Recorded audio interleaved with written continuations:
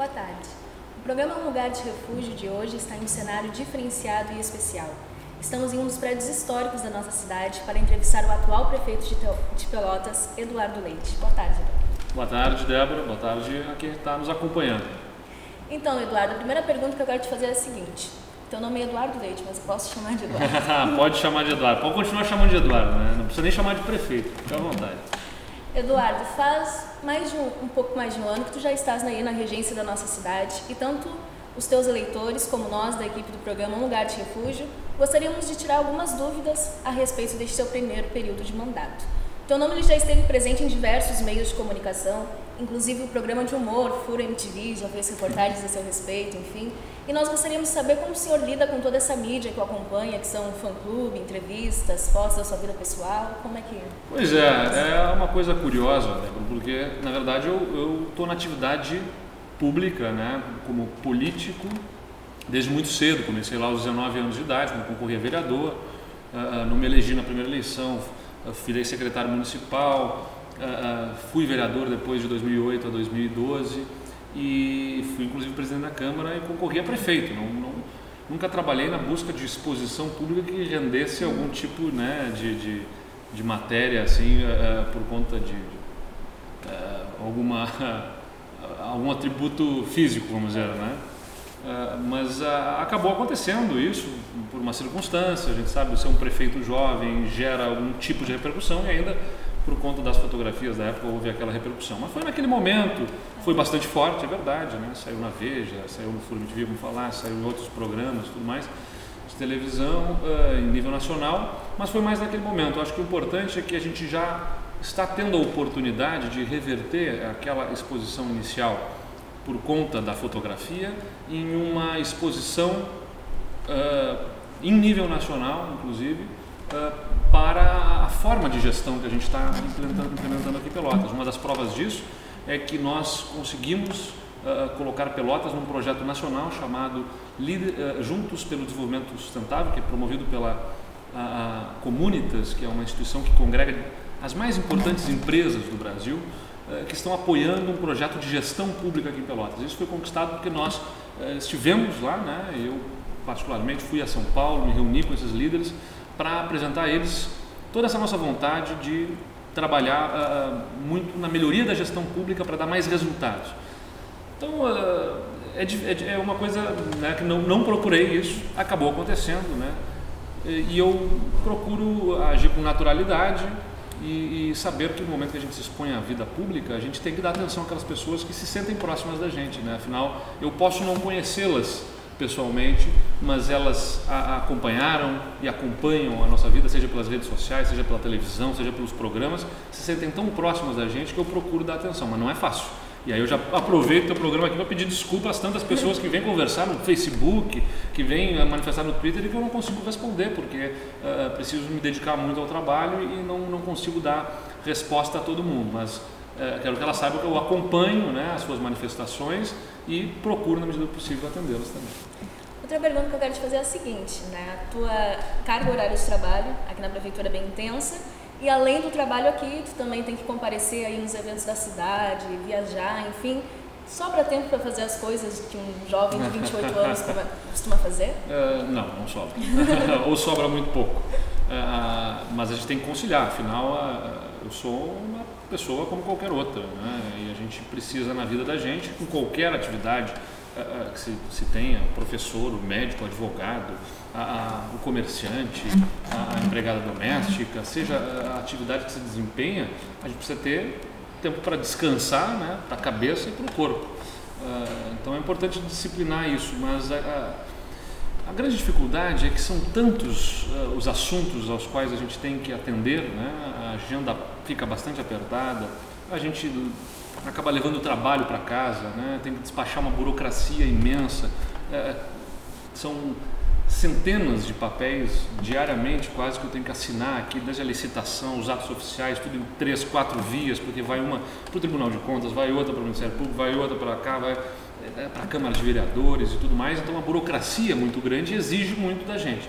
Além dessa burocracia, tem que governar planejando, estruturando, reunindo com secretários, reunindo com ministro, com secretários de Estado, com o governador, indo a Porto Alegre, indo a Brasília, e quando se tem que desempenhar todas essas atividades, não é só ir, né? Tem que pensar e organizar a viagem, a reunião que se desenvolve. Então, acabo levando trabalho para casa, acabo trabalhando no final de semana e evidentemente que não é uma vida normal, né? Uma vida comum assim, mas eu procuro reservar na medida do possível os espaços de tempo que me permitam ter o descanso mental, vamos dizer assim, né? E físico para poder atuar, porque ninguém quer um prefeito que seja tão enlouquecido que não raciocine mais, né? Acho que é importante as pessoas terem essa compreensão de que o prefeito precisa ter essa condição também. Sobra pouquinho tempo, mas eu procuro principalmente fazer aquilo que eu mais gosto, que é estar com a minha família, né? Com os meus amigos, em alguns jantares, né? Esses momentos com as minhas sobrinhas. Eu tenho 3 sobrinhas lindas aí, que eu gosto muito de estar com elas, então procuro ter essa atuação familiar que acaba sendo um tanto privada, mas que eu acho muito preciosa. A gente teve algumas participações do público e uma delas é a participação do David Cruz. Ele é estudante de canto na UFEVEL e ele gostaria de saber se o senhor tem algum projeto que vá incentivar a área cultural da nossa cidade e proporcionar maiores oportunidades para os nossos artistas. Olha, eu aposto muito na cultura, Débora, e acho que é uma atividade que tem que ser reconhecida como uma geradora de emprego e renda para a nossa população e que promove uma série de outros efeitos positivos, como a criação de uma atmosfera na cidade que realmente nos coloca numa condição de atrair turistas, porque o turista não vai vir aqui só para ver os belos casarões que nós temos, que eu sempre faço esse paralelo. É como se alguém fosse ao teatro só para ver o cenário, né? E ninguém vai no teatro para ver o cenário, vai ver o enredo, toda a atuação e o conteúdo daquela apresentação que se desempenha no palco. Então é importante um cenário bonito, e Pelotas tem um cenário maravilhoso, mas precisamos ter uma atmosfera aqui nessa cidade que realmente envolva e seja, desperte nas pessoas a vontade de vir e retornar a Pelotas. Por isso que é tão importante o apoio ao Festival Sesc de Música, que a gente está apoiando, né? A Prefeitura de Pelotas já está na sua 4ª edição, mas também é muito importante o apoio aos pequenos grupos locais, aos artistas individuais, e eu tenho muito orgulho de ter participado da implantação do Procultura, que é a lei municipal que aporta recursos públicos para incentivar os nossos artistas locais. Então a gente quer aprofundar os mecanismos do Procultura, democratizar o acesso a eles cada vez mais, né? Aperfeiçoando os mecanismos de acesso para garantir que os recursos cheguem às pessoas que realmente precisam para uma atividade cultural relevante, que seja de um potencial grande de alcance e que também a gente possa aprimorar os nossos equipamentos culturais, que são aqueles espaços onde se possa ter apresentações, notadamente o 7 de abril, o mais importante deles, né? Não é à toa que a gente prioriza o seu restauro, que já está acontecendo, e além disso vamos fazer uma recuperação total, uma requalificação do teatro que vai capacitá-lo e qualificá-lo para receber novos espetáculos. E que é importante do ponto de vista histórico, de um patrimônio histórico belíssimo, 180 anos tem o Teatro 7 de Abril, mas além disso nosso teatro municipal é a ferramenta, ou das ferramentas mais poderosas que a gente tem para incentivar os pequenos grupos locais, né? Os pequenos artistas, como eu falei. Eu, antes de estar na política, confesso aqui para ti, já falei em alguns lugares isso, eu fiz teatro, né? Eu participava do grupo de teatro Escola de Pelotas. Tive o privilégio de me apresentar no Teatro 7 de Abril e sei o quanto significou para mim lá na minha infância ou pré-adolescência poder me apresentar naquele teatro. Então eu quero resgatá-lo para que ele signifique para os nossos artistas locais a mesma coisa que significou para mim e possa estimulá-los nas suas carreiras, além de outros prêmios e premiações aí que a gente está criando na nossa Secretaria de Cultura como forma de incentivo à atividade cultural local. Temos uma outra participação, a participação da Tainara Fonseca, que vem fazendo uma pergunta sobre a juventude da nossa cidade. Quais são os projetos que o seu governo tem desempenhado para afastar os jovens da criminalidade e o que o senhor pensa sobre a redução da idade penal? Eu tenho que dizer aqui primeiro uma coisa, eu estou impressionado como a Débora não anota nada e sabe o nome, a pergunta de todo mundo que participou, isso é uma coisa excepcional. Meus parabéns, eu quero ter essa memória toda que tu tens aí também.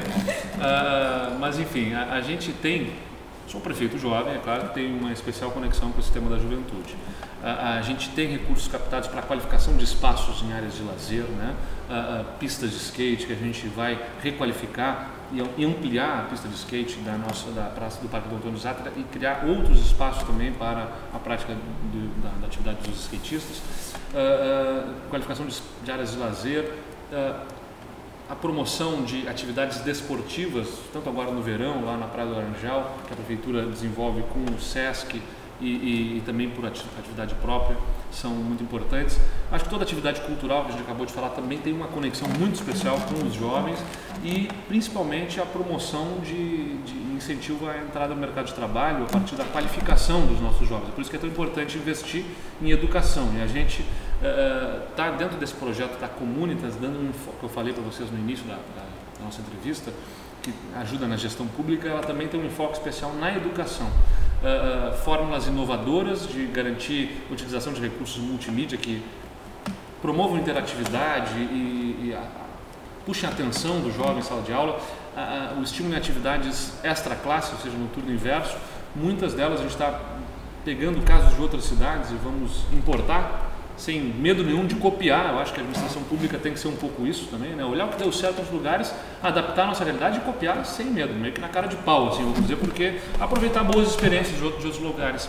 E a gente vai promover isso muito vinculado à área da tecnologia. Aliás, nós estamos construindo um parque tecnológico em Pelotas, as obras já estão acontecendo lá na Avenida Domingos de Almeida, quase na esquina com a São Francisco de Paula, um espaço para estabelecemos incubadoras, né, de empresas na área da tecnologia, que Pelotas tem muita mão de obra qualificada e capacitada nessa área, e que também significará oportunidades para os jovens, principalmente aí que estão se qualificando na nossa escola técnica e em outros cursos vinculados à área da tecnologia, que são bastante importantes. Então a gente está atento a isso. O Pronatec, né, a gente tem cursos de qualificação para aproveitamento aqui, e estou trabalhando muito para trazer novos investimentos, especialmente ligados à área do polo naval. A gente está articulando isso para que o que a gente chama das integradoras, que são o polo naval, ele constrói os cascos, né, das plataformas petrolíferas, mas todos os componentes que ali são colocados na plataforma propriamente dito são feitos fora. Então a gente quer aproveitar e trazer essas empresas que trabalham com isso para Pelotas, porque a gente tem Escola Técnica, Universidade Católica, Universidade Federal. Essa qualificação de mão de obra que Pelotas tem precisa ser aproveitada aqui, e a gente aposta muito nisso, com uma articulação tanto com o meio empresarial quanto com os outros governos federal e estadual, para garantir a implantação dessas empresas aqui. Me perguntasse sobre a maioridade penal ainda, estou com a minha memória quase como a tua aí, né? Eu não esqueci a pergunta. A gente, claro, não tem conexão direta o prefeito com a questão da maioridade penal. Isso é um assunto reservado ao Congresso Nacional. Agora, eu acho que é um assunto que deve ser debatido, mas o principal problema para mim, muito além da questão da redução da maioridade penal, é a certeza da punição. Esse é o maior problema do Brasil. Hoje há quase uma quase certeza da impunidade, né? de não haver punição. Isso é um grande problema. Então, o Brasil precisa promover uma reforma penal e que dê nas pessoas a certeza que, se fizerem algo errado, serão punidos. Se a maioridade continuar em 18 anos, que haja certeza daqueles que estão abaixo disso que serão punidos e que terão uma promoção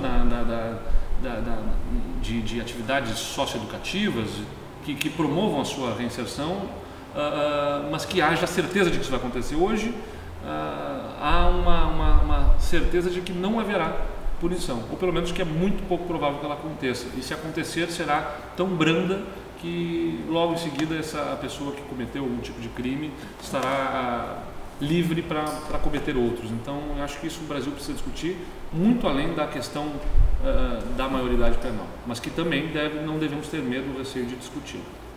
Outra pergunta é a respeito das nossas ciclovias, né? Há 8 meses atrás o senhor realizou uma inspeção pelas ciclovias e pôde perceber e vivenciar o problema que o ciclista pelotense enfrenta todos os dias. E o Rafael Pereira, ele gostaria de saber quais serão as medidas tomadas em relação à mobilidade urbana. Nós temos um plano de mobilidade, aliás, estamos formatando um plano de mobilidade, a organização de todas as intervenções viárias que Pelotas precisa sofrer, não apenas viárias, porque mobilidade pressupõe o pedestre, né, o transporte coletivo, o transporte individual também, né, todos os meios de transporte, e os ciclistas precisam estar contemplados. Eu acho que é um potencial enorme que Pelotas tem, uma cidade plana, que precisa aproveitar muito esse potencial das ciclovias. Nós estamos implantando uma nova ciclovia na Gomes Carneiro, na Rua Gomes Carneiro, desde a Universidade Federal, do Campus Ângulo até a Félix da Cunha, e vamos promover nos próximos semanas, até o início próximo do mês de março, possivelmente, a implantação de uma ciclovia da Félix da Cunha, desse trecho da Gomes Carneiro, até a Avenida Bento Gonçalves. Eu sei que essa vai ser polêmica, porque a Félix da Cunha é uma via estreita no centro da cidade. Agora a gente precisa fazer ciclovia no centro da cidade. Tem que ser feito, porque se a gente fizer a ciclovia apenas onde é mais fácil para o governo fazer, em espaços, em vias largas, né, que seja fácil botar num canto uma ciclovia lá, não é verdadeiramente uma política de estímulo a esse tipo de transporte. Eu acredito muito na ciclovia, na bicicleta como um meio de transporte que pode promover a melhoria das condições de mobilidade, especialmente numa cidade como Pelotas, como eu disse, que é plana e, portanto, é muito favorável a esse tipo de transporte. Acho que devemos qualificar as existentes também, né? Quando eu fiz a inspeção que tu falaste aí, saindo de bicicleta com um grupo de secretários vinculados à área, e a Paula foi me acompanhando, foi para identificar os tantos pontos que a gente tem de problemas. Lá na Dom Joaquim, por exemplo, né, nós temos já isso acordado com um empreendimento imobiliário que está saindo naquela região, que eles deverão promover a adequação de toda a ciclovia, que vai deixar de ser daquele jeito estreito de cada um dos lados, vai passar a ser unicamente de um lado, qualificada, né, com a pista no tamanho correto do Código de Trânsito estabelece, e de forma a não ficar com aquelas imprecisões e irregularidades próprias de estarem, né, vamos dizer assim, no formato da via, na sarjeta ali, vamos dizer. Então, isso tudo está dentro de um plano cicloviário, mas além disso, é importante dizer que nós temos projetos captados já junto ao governo federal de 100 milhões de reais para investimentos em mobilidade urbana. 25 milhões de reais em um programa audacioso de pavimentação que vai estruturar principalmente as vias da Zona Norte, que é um trecho da cidade que está altamente conturbado no seu trânsito por conta de ser uma área de expansão de novos condomínios, loteamentos, e outros 75 milhões de reais que serão destinados para corredores de ônibus, implantação de ciclovias, duplicação da Juscelino Kubitschek, por exemplo, para complementá-la na duplicação até acessar a região do Porto, e, portanto, se constitui uma importante perimetral, entre outros projetos, mas as ciclovias estão contempladas aí com recursos bem volumosos para a gente poder promover esse meio de transporte aqui em Pelotas. Ela vai vir com o nome de alguém, mais alguma coisa agora, é impressionante.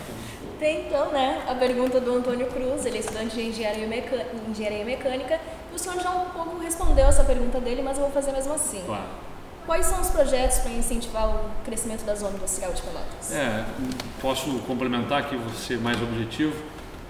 Nós estamos, em primeiro lugar, trabalhando com a articulação da iniciativa privada, né, e já estamos alcançando o entendimento entre um empreendedor local e um empreendedor de fora para qualificar uma área existente no município como um distrito industrial, um condomínio, né, de indústrias que compartilha determinados serviços, e a gente aposta muito nisso como um diferencial competitivo, ou seja, as médias e grandes indústrias, elas têm uma série de custos aí, né, de determinados serviços que são correlacionados à sua atividade. Então ela tem que promover a coleta dos resíduos, ela banca energia, restaurante para os seus funcionários, alimentação e tudo mais.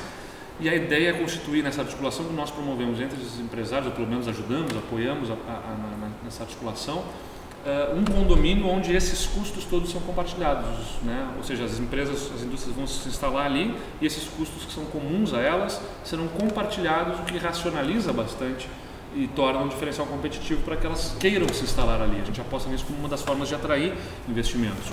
Outra situação é viabilizarmos um novo acesso ao Porto de Pelotas, e já estamos em articulação com o Ministério dos Transportes e o DENIT, para que se tenha um acesso qualificado às margens do canal São Gonçalo e a gente possa aproveitar melhor o potencial que o nosso porto possui, principalmente porque agora começaremos a ter movimentação na região de toda a questão da celulose, né? As toras de madeira que deverão ser transportadas para o polo de beneficiamento que é em Guaíba, e que ao invés de se darem pela rodovia, nós apostamos que podem ser pode ser feita essa movimentação pelo Porto de Pelotas, o que libera a rodovia de 70 caminhões bitrem diariamente, pelo menos transportando até Guaíba, o que é ruim para todo mundo, e além disso movimenta o nosso porto.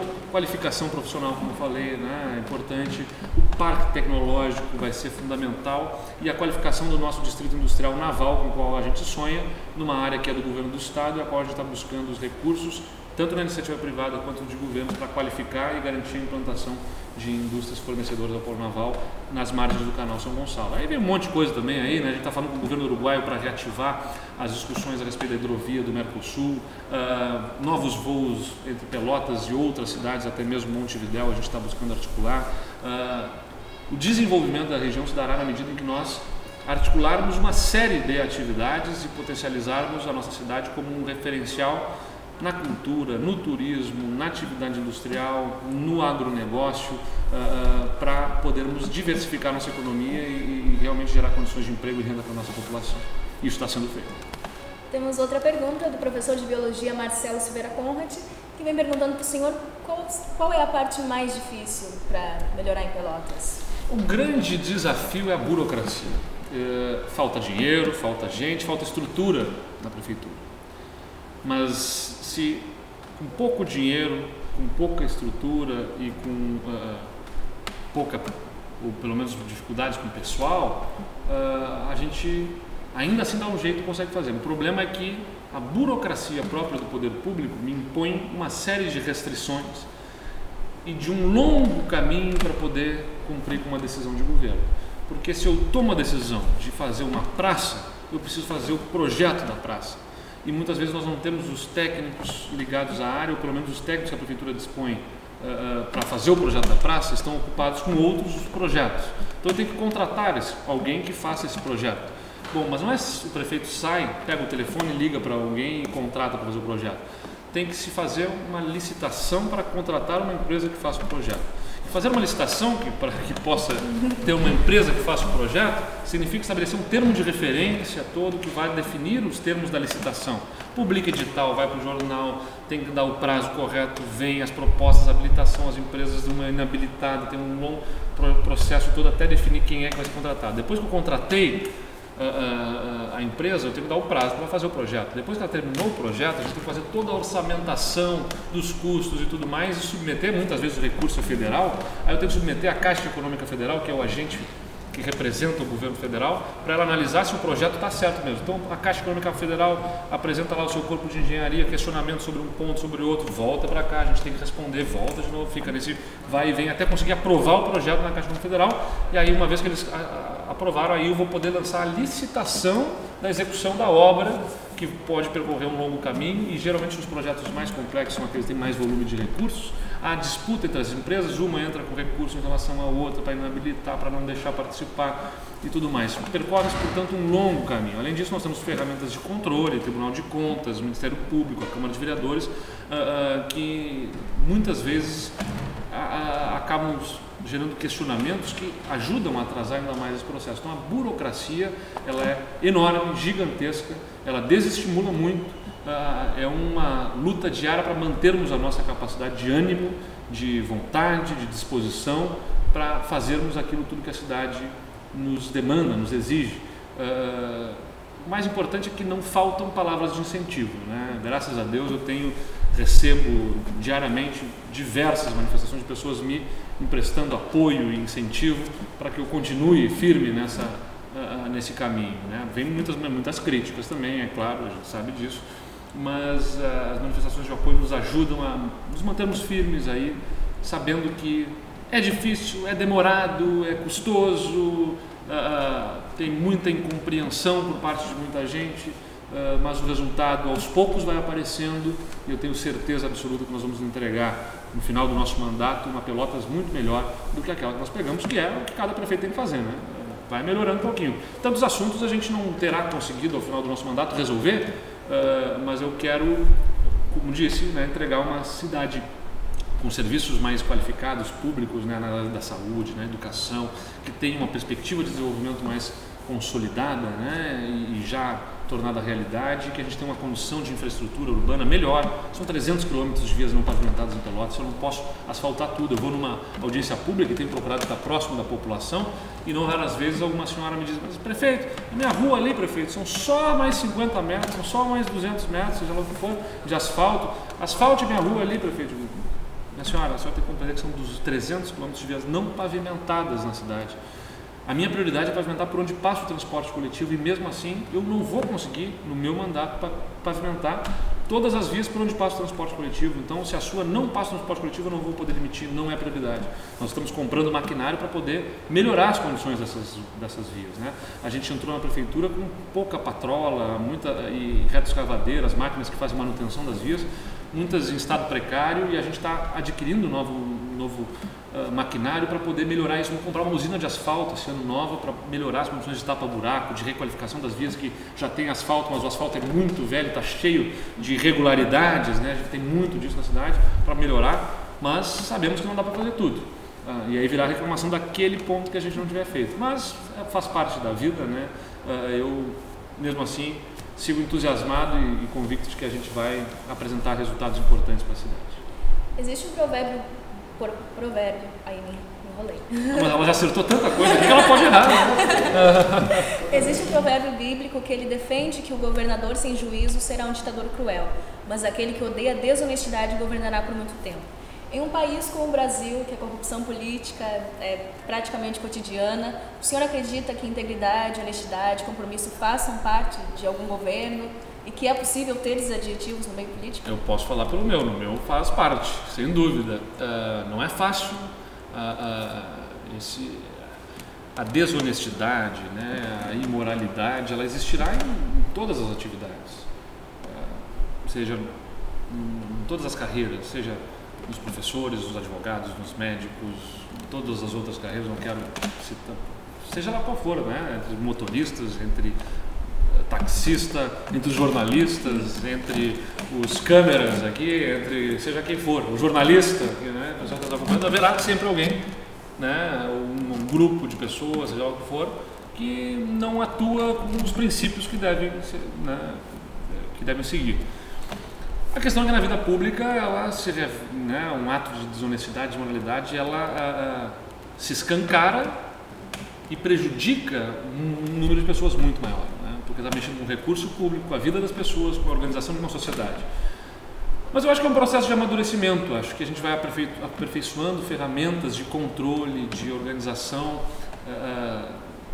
enquanto sociedade, e eu acho que a gente tem inúmeros motivos para estarmos confiantes de que esse processo de amadurecimento acontece no Brasil, para que a gente possa sonhar com uma sociedade onde haja menos desonestidade. Porque sonhar com aquela que não houver qualquer, né, ato contrário a esses nossos princípios talvez seja ilusão.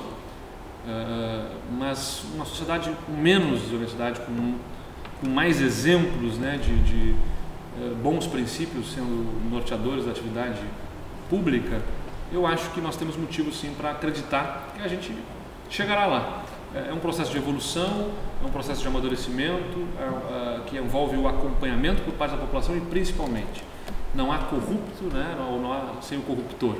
A relação de corrupção ela existe na medida em que alguém se rende a ela. Então é muito importante que a sociedade amadureça e compreenda os efeitos tão nefastos que tem, porque não falta quem peça, né, ao prefeito ou a qualquer outro agente público algum tipo de favor. E isso não é, a gente pensa, a corrupção é entre grandes empresários e os políticos. Isso está também lá na raiz, na base, né? Quando alguém pede: olha, prefeito, me ajuda a conseguir um cargo, me ajuda a conseguir um emprego aqui, me ajuda a conseguir uma casa no programa aqui de beneficiamentos de benefícios para habitação. Isso poderá configurar uma relação que fere os princípios da isonomia, de tratar todos de forma igual e, portanto, será um ato de corrupção. Mas é porque alguém está sendo provocado. Não estou botando a culpa no povo. Vem me dizer aqui depois o prefeito dizer que o político é corrupto por causa do povo, não é isso? mas é que é um processo de amadurecimento por qual a sociedade toda tem que passar. E agora, acusar os políticos de são safados, todos desonestos, não prestam, é uma coisa ridícula, porque nenhum político está lá sem ter recebido voto para estar lá. E principalmente a política vai continuar existindo. Tem uma série de problemas no sistema democrático, né, que a gente exerce, mas é o melhor, ou pelo menos o menos pior. Né? A gente não quer uma ditadura, como tu mesmo chamaste a atenção no provérbio. A gente, neste regime que vivemos, precisamos aperfeiçoá-lo para que ele signifique ou se aproxime daquilo da sociedade que a gente sonha. Uma última participação dos nossos ouvintes é da Adriana Espinosa e ela vem perguntando aí, para fechar com chave de ouro, o que o senhor pode realizar em Pelotas que o deixaria com sentimento de dever cumprido? Nossa, é muita coisa, né? O importante é que a gente tenha um planejamento estratégico, Débora, para que a gente atue principalmente, né, eu diria assim, na questão da saúde, né, promover a qualificação dos serviços de saúde na nossa cidade, que signifiquem um atendimento melhor desde a unidade básica de saúde até o pronto-socorro, aos leitos hospitalares, sabendo que eu não vou resolver todos os problemas. Eu procurei atuar na minha campanha eleitoral com muita sinceridade, honestidade, para não prometer o que eu não posso cumprir. E nunca disse que ia melhorar da noite para o dia, de um dia para o outro, ou mesmo no primeiro ano de mandato. Eu me comprometi em poder, ao longo do nosso mandato, entregar um serviço público de saúde melhor, mais digno para a nossa população. Eu não tenho dúvida que a gente vai fazer isso com as UPAs que nós vamos começar a construir nesse ano, as unidades de pronto atendimento, com o teleagendamento para melhorar o acolhimento nas nossas unidades básicas de saúde, a pessoa não ter que ficar esperando na fila de madrugada, poder fazer a marcação de consultas por telefone, com a contratação de novos profissionais médicos, com a colocação de mais recursos para a contratação de novos serviços em cirurgias de catarata, que a gente está promovendo nesse ano, por exemplo, aqui na cidade, entre outros serviços tantos na saúde. O Mãe Pelotense, por exemplo, é um programa que eu tenho o maior orgulho de promoção ao cuidado da gestação, para a gente ter menos problemas nos partos prematuros, que acabam gerando uma série de outros problemas. Acho que são programas bastante importantes. Na intervenção urbana, coisa que se liga na vida de cada um, eu já falei bastante, a mobilidade urbana, também eu tenho certeza que nós vamos deixar um bom legado para a nossa cidade, com a qualificação de corredores de ônibus, ciclovias e tudo mais.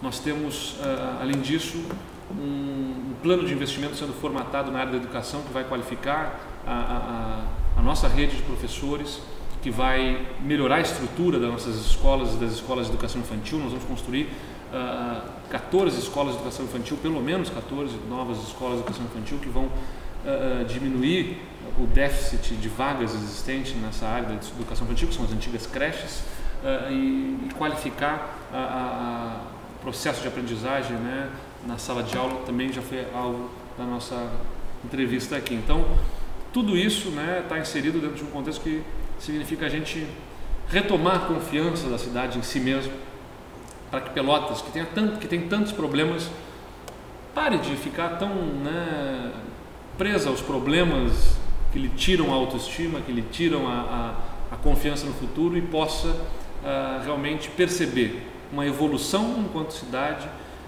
que nos faça capaz, não de achar que está tudo resolvido, mas nos faça capaz de ter a certeza de que nós podemos superar os nossos problemas, que nós podemos vencer os nossos desafios e nos tornarmos um dia, não em um dia, mas nem em 4 anos, mas que num período razoável de tempo a gente possa ser aquela cidade com que a gente sempre sonhou.